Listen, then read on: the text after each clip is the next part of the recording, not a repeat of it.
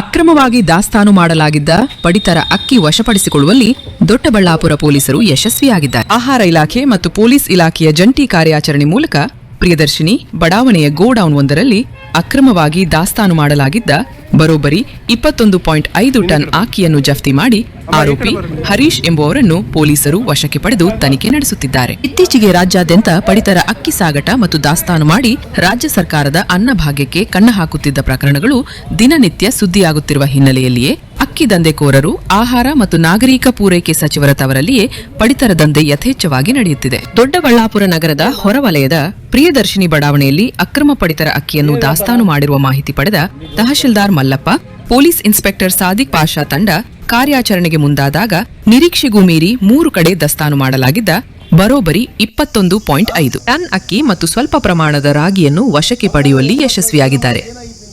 ದೊಡ್ಡಬಳ್ಳಾಪುರ ಗ್ರಾಮಾಂತರ ಪೊಲೀಸ್ ಠಾಣೆಯಲ್ಲಿ ಪ್ರಕರಣ ದಾಖಲಾಗಿದೆ. ಕಾರ್ಯಾಚರಣೆಯ ತಂಡದಲ್ಲಿ ತಾಲೂಕು ಆಹಾರ ನಿರೀಕ್ಷಕ ಅನಂತಕುಮಾರ್, ಸಹಾಯಕ ಮತ್ತು ಗ್ರಾಮಾಂತರ ಪೊಲೀಸ್ ಠಾಣೆಯ ಪಿಎಸ್ಐ ಚಂದ್ರಕಲಾ, ಎಎಸ್ಐ ರಂಗಸ್ವಾಮಿ, ಶ್ರೀನಿವಾಸ ಮುಂತಾದವರು ಹಾಜರಿದ್ದರು.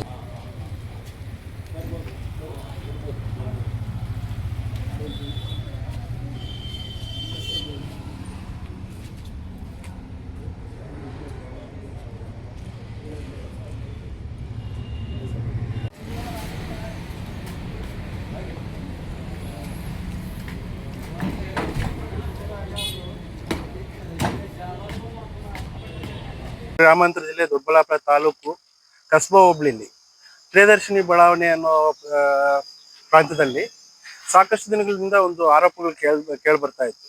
ಅಲ್ಲಿ ಒಂದೇ ಅಲ್ಲ, ದೊಡ್ಡಬಳ್ಳಾಪುರ ನಗರಾದ್ಯಂತ ಪಡಿತರ ಅಕ್ಕಿನ ಅಕ್ರಮವಾಗಿ ಮಾರಾಟ ಮಾಡ್ತಾರೆ, ದಾಸ್ತಾನು ಮಾಡ್ತಾರೆ.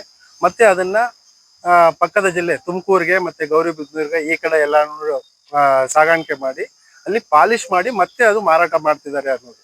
ಇವತ್ತು ಆಕಸ್ಮಿಕವಾಗಿ ಒಂದು ಮಾಹಿತಿ ದೊರೆತಾಗ ನಾವು ಸ್ಥಳಕ್ಕೆ ಹೋಗಿ ಪರಿಶೀಲನೆ ಮಾಡಿ ಏನು ಅದಂತ ಪರಿಶೀಲನೆ ಮಾಡಿದಾಗ ನಮ್ಗೆ ಬಂದಿದ್ದ ಮಾಹಿತಿ ಏನೊಂದು ಸುಮಾರು ಒಂದು 15-20 ಮೂಟೆ ಇದೆ ಅಂತ ಹೋಗಿ ನಮ್ಗೆ ಬಂದಿದ್ದ ಮಾಹಿತಿ.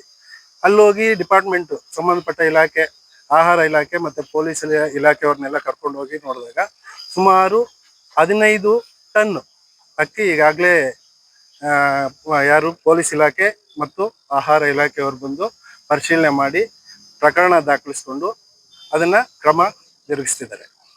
ಆಹಾರ ಸಚಿವರ